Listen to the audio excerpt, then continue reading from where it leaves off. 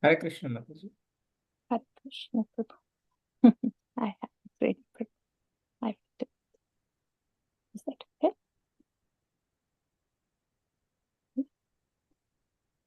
Yes, Mataji. Yes, yeah. Thank you. Thank you. Okay. So, Brihad Bhagavatamrita, chapter 4. Bhakta, the devotees. Sri Prahlada said, and so Prahlada, the best of the devotees, will not tolerate our bowing down before him. Also, if you wish to remain happy, do not make the mistake of praising him, said Lord Shiva to Narada Muni. And now, Sri Prahlada said, after hearing these very wonderful words of Lord Shiva, Narada Muni became, Sri Parikshit said, after hearing these very wonderful words of Lord Shiva, Narada Muni became eager to see Prahlada. By mystic power, the sage, within a moment, flew to Sutalaloka and entered the city of Asuras. So Prahlada is there. At that moment, Prahlada, the best of devotees, was sitting in a secluded place, his mind wrapped in loving meditation on the lotus feet of the Supreme Personality of Godhead. When he saw Narada in the distance, Prahlada at once stood up. And when the Brahmana Narada approached him, Prahlada bowed down to offer his respects. Prahlad Maharaj is a Govinda Parirambita, always embraced by Govinda. Always embraced by Govinda.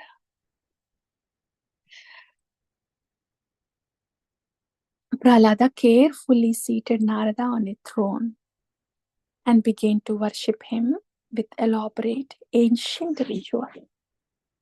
Agitated at heart, Narada suddenly embraced Prahlada.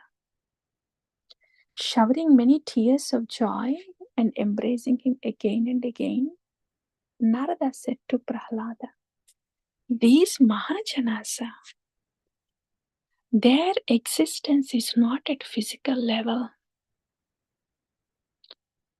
Not at physical level. Not at mental level. Not at intellectual level. Beyond Annamaya Kosha, Pranamaya Kosha, Manomaya Kosha, Jnanamaya Kosha. They're really existing on Vijnanamaya Kosha. There is no disturbance of material elements, gross or subtle. Oh,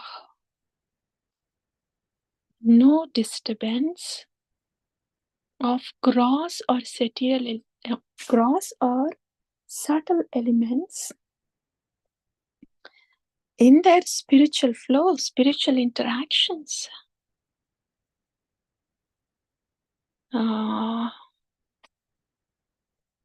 That's dharana, dhyana. So, though they are apparently in the wakefulness or jagrati,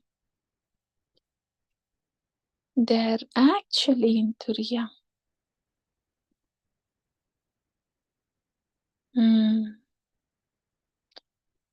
There is no interference of material gross or subtle elements. Ah, that's so beautiful, so beautiful. This corresponds to dharana, dhyana of nama. Dhyana, dhyana and samadhi, where the rupa and guna are relished. They are relished. So they do exist on that platform. That's why they are able to see, they are able to feel, they are able to perceive, experience. Otherwise, ecstatic all the time.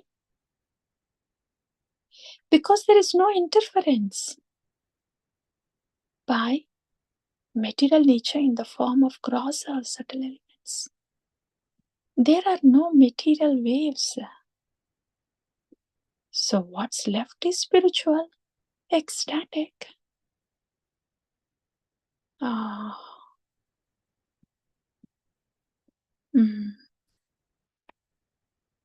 Prahlada carefully seated Narada on a throne and began to worship him with elaborate ancient ritual.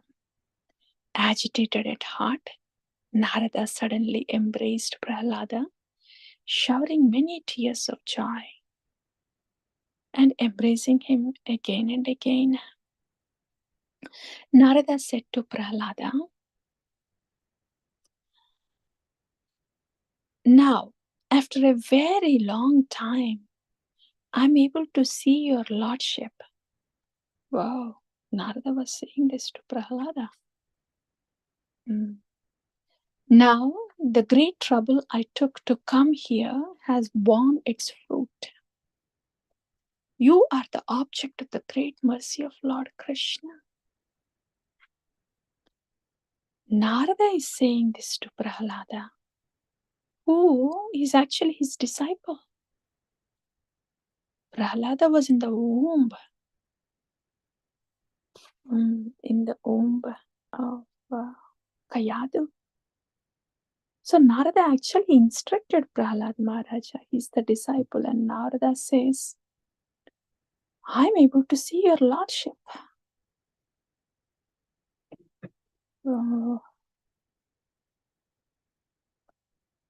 This is Guru Tattva. This is Guru Tattva. Now the great trouble I took to come here has borne its fruit. You are the object of the great mercy of Lord Krishna.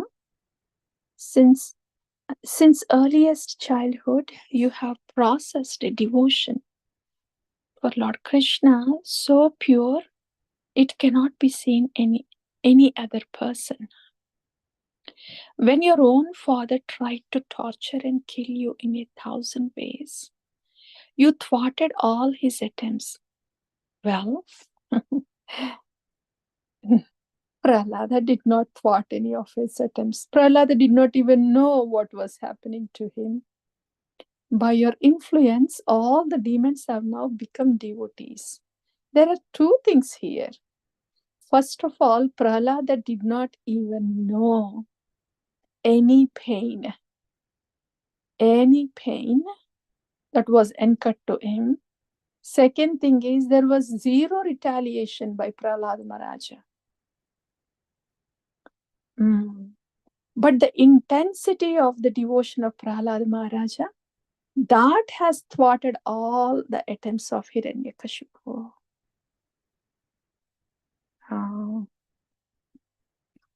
Such was the great absorption of Prahlad Maharaja to the lotus feet of Lord Hari.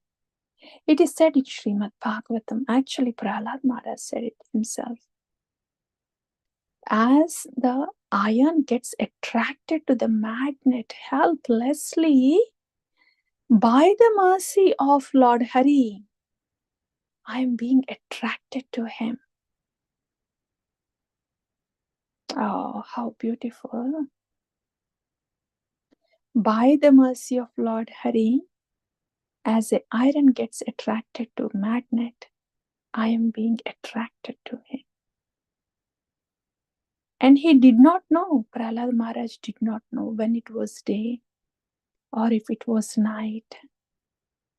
He did not know. He did not know because of the mercy of the Lord, his attraction to the Lord was intense. So there, in that intense absorption, they lose touch with temporary proceedings of this world, like day or night, or if there are any inflictions falling upon them. They lose touch with all these things because of the absorption they have. Okay. So, Narada Muni continued. Wrapped in thoughts of Lord Krishna, you appear like a madman, singing, dancing, trembling, and crying. You rescue everyone from the cycle of repeated birth and death. You give them pure devotional service for Lord Vishnu. In this way, you fill them with transcendental bliss. How beautiful. Of course, they have to fill us. Without them filling us with transcendental bliss, how can a conditioned jiva be filled with bliss? Is bliss a mental speculation or mental cooking? Imagination to be filled? No.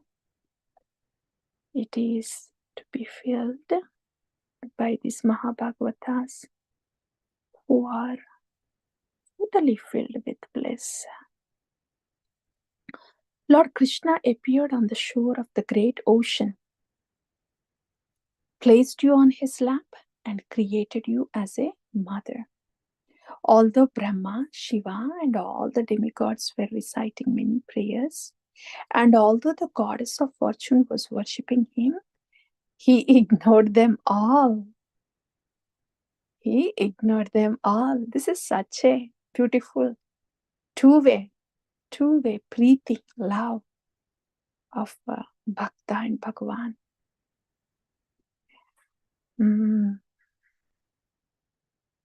So, although frightened, Brahma offered prayers from far away. You approached the Lord and fell down before his splendid lotus feet. Lord Narasimha then picked you up, placed his lotus hand on your head, and licked your body. With great eloquence and very wonderful persistence, Brahma and the other demigods repeatedly pray for liberation and entrance in the transcendental realm. These attempts are like sadhana bhakti attempts. All the demigods and Brahma. They try, they pray, the eloquence, and all this is for liberation and entrance into transcendental realm. It's all like sadhakas, sadhana bhaktis, they try. When Lord Hari offered that liberation to you as a gift, you ignored his offer and prayed only for pure devotional service, birth after birth. Yeah. Yes, Govinda, it doesn't matter what difficulties you put upon me. All that matters is you put me in your loving service. That's all. That's all.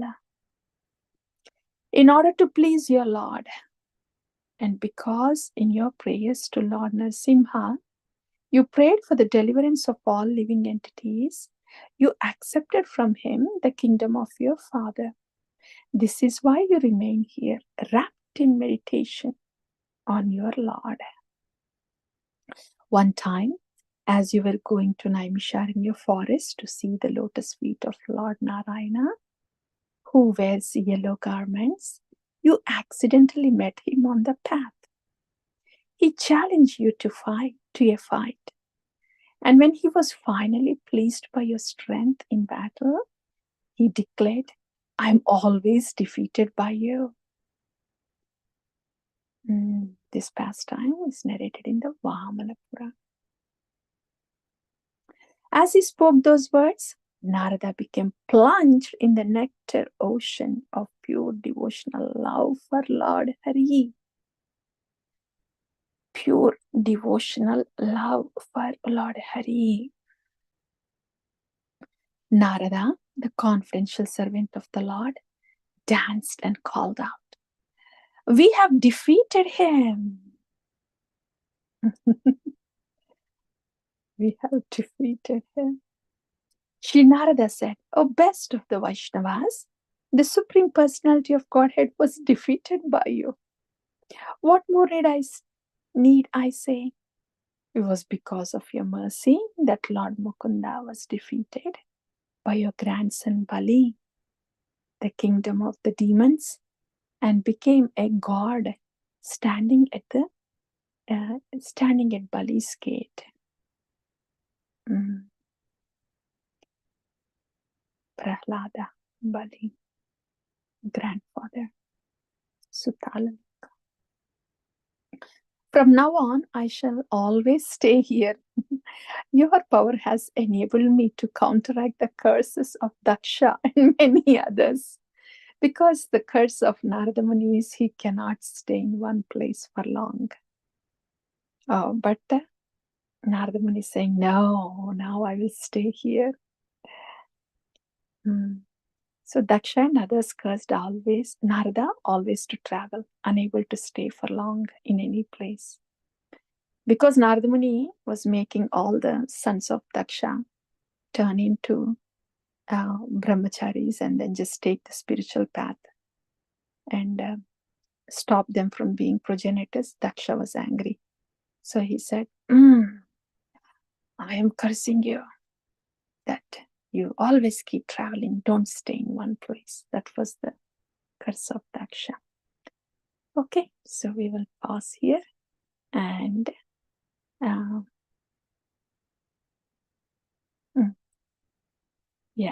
Shri Parikshit said, unable to bear hearing himself praised, Prahlada lowered his head in embarrassment. He bowed down before Narada and slowly and respectfully said, What? What did he say? We will hear tomorrow. Shri Prahlada Uvacha. Shri Narada Muni ki jai, Prahlada Maharaj ki jai, Shri Prabhupada ki jai, Vaishnava Thakur ki jai.